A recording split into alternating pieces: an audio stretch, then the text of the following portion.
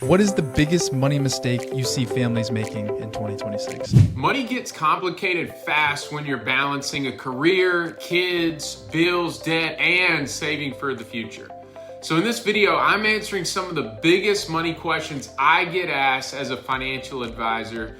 And by the end, you should have a better idea of what to prioritize with your money today and what you can do to put your family in a stronger position for the future. Let's get into it. Why do you think families making decent money still feel broke in 2026? Yeah, I think the number one thing you can think about is inflation. Things are more expensive today than they have been in the past and significantly have increased over the last 5 years. But I think you can also take some responsibility of that as well. It's not just inflation's fault. Obviously, that's a factor, but I think our society today has a comparison issue. It's the idea of keeping up with the Joneses is still alive, except we see it on Facebook and Instagram and TikTok. We got to have the next best thing, and we want it now. That microwave, society that we are, we want things now, and so that creates bad spending habits because we ultimately buy things that we don't need or that we that can really hinder our financial future. So I think inflation definitely, but comparison and trying to keep up with, what culture is doing right now can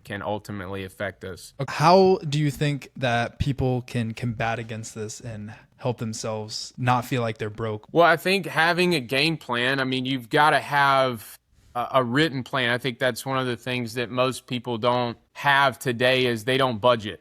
They don't think about what they're bringing in and what's going out, and so they're just going on a whim every single month to whether or not they're actually winning with money. So you got to start with a plan. You got to see what am I spending and what am I bringing in, and make sure that spending number is not bigger than what you're bringing in. But then it's also, again, looking at wants versus needs and making sure that you have a healthy boundary around the need or the want part of that, because that can really affect, ultimately what you're spending. What is the biggest money mistake you see families making in 2026? I think in general, it's just not starting early enough for saving, especially for retirement. One of the biggest things that you can have in your favor is time, and we obviously don't know when we're going to be out of time, but the earlier you start, the better. Compound interest works based off of time. It's obviously about how much money you're putting in and putting away and the rate of return, but ultimately you need enough years for that money to compound. And so I see people that are starting too late or not starting yet because they're waiting for a better time, or when things slow down or when things get less expensive. No, you've got to start now. Take responsibility and start making sure that you're putting some money aside for the future. Should you invest or pay off your debt first? Tricky question, I think. I think it comes down to your discipline. I think if you are very disciplined, you pay off all of your consumer debt. That's not your house, but any consumer debt, high credit card, high interest debt, pay that stuff off as fast as you can. And maybe that means pausing some of your investments in the meantime. I would still keep, if you have 401k, I would take anything you're getting a match on. Doing that, that's free money. But the rest of that, you may pause and get yourself out of debt so that ultimately that debt that you're paying every month, that monthly payment starts going into your investments and you can catch back up. But the caveat is if you're not disciplined. If you're not going to be disciplined to pay the debt off fast enough, then you need to keep investing, because ultimately, again, as we said earlier, you need time. You need time, and so you don't want to waste too much time trying to pay off debt and not have enough time to help compound those accounts later on. How much should a family keep in an emergency savings? I think for most families, 3 months of expenses is a good place to start. Having that, I think 6 months is obviously the more you have, the more comfortable you may be. I think something that most people don't think about is that if you have consistent income, you can lean more and be more comfortable at that 3 months of expenses built up. But if you're maybe a business owner, or you work on commission, or you're inconsistent in your income, having 6 months is probably smarter to have stored away for emergencies, moving forward. Interesting. How do you decide what should go into the emergency savings? Like you said, expenses. how do you decide what expenses should be accounted for in those? I think if you take a look at if you do a budget, you look at the needs, the things that you have, the essential things. So your home, your food, your car, those things, those are the things that you need to have built up, your monthly expenses. Again, that may mean that we cut down on some of the extra spending, the entertainment type things. That's not really necessary. So if you got into a situation where potentially you lost your job or you had, an expense that comes up, you've got that money set aside, for a couple months of expenses there. But I base it off of your more of the bare bones expenses more than, hey, I'm spending, $8,000 a month, but my needs are $5,000 or $6,000. So I would base it off of the absolute, bare minimum to begin with, and then obviously build on that as you can. It's nice. How do you stop spending more money than you make? I think that one it goes back to a budget. You've got to know what you're bringing in and what you're spending every month. And there's plenty of opportunities out there today where you can track those expenses. I mean, a lot of banking apps have budgeting tools now. There are lots of free apps that do that as well. But having a written game plan is one of the things that I think is most underrated for people today in understanding how they're spending money, because if you don't know how, then you're just spending it with really it's more of a mindless spending game, and you have no idea. So you could be making really good money, but if you're spending all of it unknowingly, then you get to that point at the end of the month where it's like, well, I want to save, but I don't have anything to save or we're over budget every month and I don't know why. So start with a written plan. And then again, I think understanding the differences between your wants and your needs.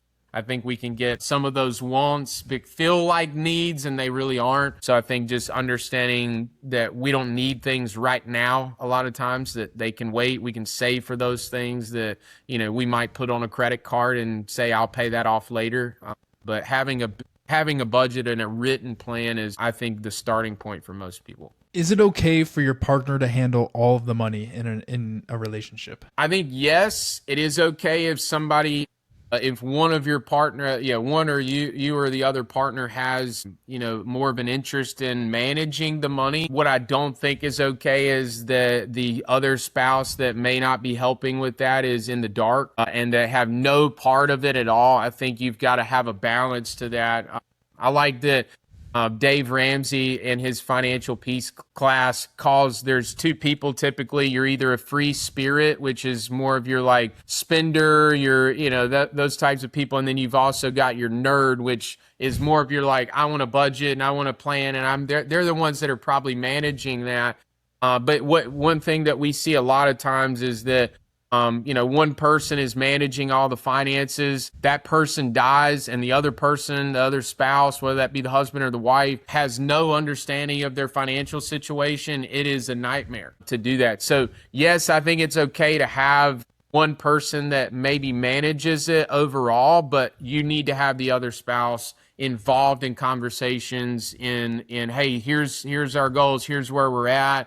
And making sure that they have a piece in that, because you don't want to get into a place as that spouse who's not involved, something does happen, and it doesn't have to be death, it could be divorce. And then you have no idea what's going on and what you need to be doing. So a lot of that can happen, but having both people involved, I think, is important. What financial mistakes do you see families making while trying to give their kids a better life? I mean, I was an athlete, so I think about today and the culture that we live in of travel ball and all these special things, year-round play. I see a lot of families spending so much money at such a young age for their kid to be on this team or to be in this dance academy, and it's like you're doing it out of like a good place in your heart usually, because you want to give your kids the best opportunities and you want to do that. But a lot of times it can really put a financial burden on families, especially as they're traveling. And it's not just the ball, it's staying in the hotels, it's the equipment, it's the training, it's all of the stuff that happens with that. So I think our culture says we should spend a lot of money and you got to be on this team to get recruited to go to college, to play ball, or to get into this school. And on top of that, I think, again, just making making smart decisions from a college standpoint, teaching your kids that, like, college is expensive doesn't mean that you can't go to a good school. But we don't need to be, overspending in areas that we can't afford either. Maybe it's a community college route for 2 years and then you transfer to a bigger school, or you just find a college that's affordable for families. I see a lot of older families that are still a lot of older parents that they're still in debt because they took out that burden from their kids, like, but it's now theirs. And now they're in their 40s and 50s and they're still paying student loans off for things that their kids went to school. And so again, not bad things, but it can really set you back financially by doing that. How do you know if you're actually on track for financial freedom? Well, I always think if you're thinking about being on track for something, you need to know what the end goal is. And so I think everybody needs to know what their financial independence number is. And really that just is the number that you need to have invested and saved to generate enough income for you for a lifetime, and you don't have to work any longer. You got to start there. So start with the end in mind, but then you've got to work it backwards and know how much money do you have to save every month to actually reach that. And so I think it's sometimes a little bit more complicated to do on your own to project that, but having that financial independence number, you can meet with an advisor that can help you to do that and figure out what that number is so that you have a better understanding of whether or not you're on track for retirement. How do you know if you need a financial advisor? So I think of this as in your health, right? You go to see a doctor when you're not healthy. And really, honestly, you should be going to do preventative checkups as well.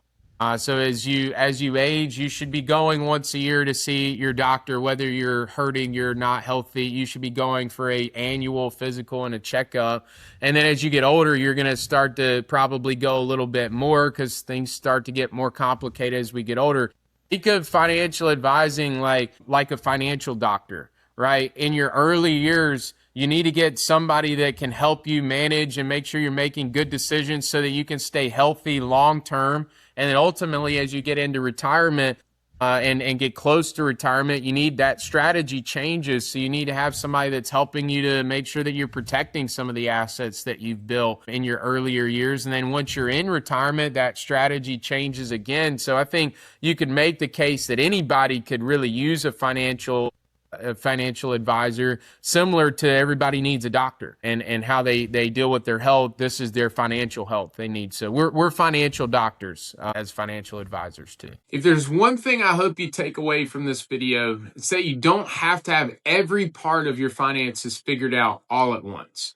But you do need to know what you're working towards, what you should be prioritizing, and whether the decisions that you're making in your day-to-day life are actually moving your family in the right direction. If one of these questions hit home for you, drop it in the comments. I'd love to know which one. And if you're looking for more practical conversations around money, retirement, and building a stronger financial future, make sure you subscribe and check out my website in the description.